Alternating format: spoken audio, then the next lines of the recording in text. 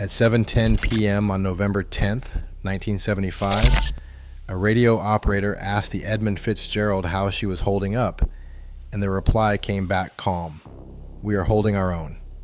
Less than 10 minutes later, a 729-foot ship carrying 26,116 long tons of taconite iron ore pellets had vanished from every radar screen with no distress call, no flare, and no warning of any kind. 5 terrifying moments led to that silence, a chain of failures that took 29 men to the bottom of Lake Superior. We're counting them down, starting with the one decision that could never be taken back. In the 5th place, the course set on November 9th sealed the fate of the Edmund Fitzgerald before the worst of the storm even arrived. Captain McSorley chose the northern Canadian shoreline, following a National Weather Service forecast that predicted the storm would pass south of Lake Superior. At the time, this route was considered prudent, shelter from the open lake, protection from the full force of the wind. But by 2 a.m. on November 10th, the weather had turned. The National Weather Service upgraded its warning to a full storm, citing sustained winds between 35 and 50 knots, after a second low-pressure system merged with the first. The Fitzgerald, now committed to her path and heavy with over 26,000 tons of taconite, could not easily reverse course. At 1 a.m., McSorley reported he was slowing, unable to keep pace with the Anderson. Decades later, a 2005 computer simulation would show wave heights at the Fitzgerald's position exceeding 25 feet, far beyond what the forecast had suggested. The decision to hug the northern shore had been made with the best information available, but as the storm intensified, that early choice became a trap. For a vessel of this size and draft, the margin for error vanished. The route meant as a haven became a corridor of escalating danger, and the ship pressed on into conditions no one aboard had truly anticipated. Number 4. The approach to Caribou Island brought the Edmund Fitzgerald into the shadow of 6 Fathom Shoal, a navigational hazard that had haunted mariners for generations. At approximately 3:15 p.m., Captain Cooper aboard the Arthur M. Anderson watched on radar as the Fitzgerald edged dangerously close to the shoal, an area charted with a minimum depth of just 36 feet. With the Fitzgerald's fully loaded draft pressing nearly 27 feet into the water, the margin for error was measured in scant yards. The navigational charts guiding that passage had not been updated since 1919, offering little reassurance that the shoal's true boundary was accurately marked, especially as the storm's force drove the ship off its intended line. By 3:30 p.m., the consequences had become impossible to ignore. Captain McSorley radioed a damage report, a list to port, 2 vent covers lost, a fence rail down, and both pumps running. The ship was taking on water. Later, Canadian hydrographic surveys confirmed that the shoal extended farther east than those old charts suggested, compounding the uncertainty that afternoon.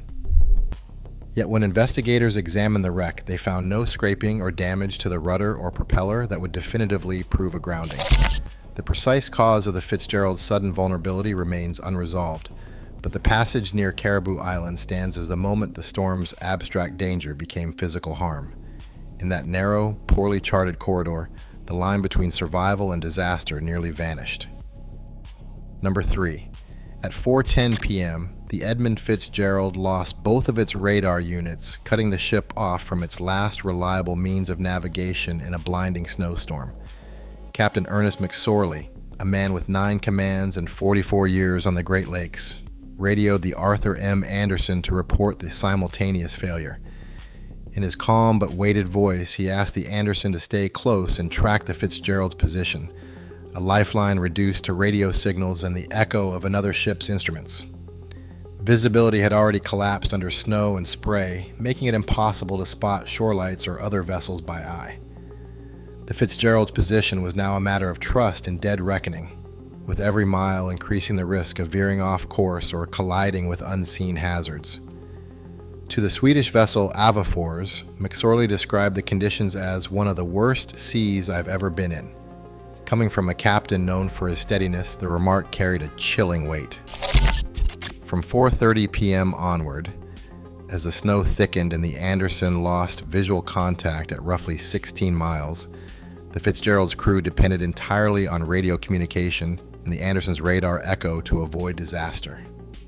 Despite the loss of vent covers, and the growing uncertainty, McSorley's transmissions remained measured. The ship pressed on, blind to the dangers ahead, with only the calm voice of its captain and the distant guidance of another freighter to mark its path through the storm. Number 2. The structure of the Edmund Fitzgerald was both a marvel of its era and a source of fatal vulnerability. The ship's immense cargo hold, measuring 860,950 cubic feet, was divided by 2 transverse screen bulkheads. Unlike ocean-going vessels, these partitions were not watertight.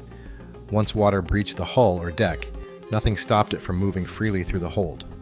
This was standard practice for Great Lakes bulk carriers built in the late 1950s, a decision shaped by economics and cargo efficiency rather than safety. After the 1966 sinking of the Daniel J. Morrell, the Coast Guard proposed mandatory watertight subdivisions for new ships, but the Lake Carriers Association resisted, and no such rule was ever enforced. The Fitzgerald's deck was lined with 21 hatch covers, each a slab of stiffened steel plate over 54 feet long and nearly 12 feet wide. Securing these covers depended on 1,428 manually operated Kessner clamps, 68 for each hatch. There were no written procedures for maintaining these critical fastenings, and no requirement for regular inspection. Over time, clamps could loosen, corrode, or be improperly set, leaving the hatches vulnerable to the relentless pounding of Lake Superior's waves. On May 4, 1978, the National Transportation Safety Board issued its probable cause finding: sudden, massive flooding of the cargo hold, likely triggered by the collapse of one or more hatch covers. The board concluded that as water poured in, the cargo shifted forward, driving the bow downward. The Fitzgerald struck the lake bottom bow first, breaking in two. The bow settled upright in the sediment, the stern twisted and inverted 170 feet away. In the end, the very design that made the Fitzgerald efficient also ensured that once flooding began, there was no margin for recovery, only a rapid, irreversible descent into darkness.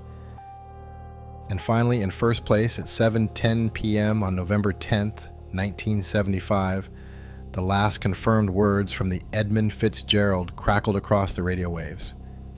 When the Anderson's radio operator asked how the Fitzgerald was managing, Captain Ernest McSorley replied, "We are holding our own." 10 minutes later, the Fitzgerald had vanished from radar. Captain Cooper, watching his scope, later recalled, "My gut feeling was I knew she was gone when I couldn't see her on the scope." In that instant, the Anderson turned back into seas rising to 35 feet, searching for any sign of the missing freighter. There was no distress call, no flare, no time for lifeboats. The official Coast Guard Marine Casualty Report, released in July 1977, concluded that flooding had overwhelmed the Fitzgerald so rapidly that the crew could not send a warning or attempt escape. The report described a vessel driven into a wall of water, losing buoyancy and stability in seconds, too fast for any response.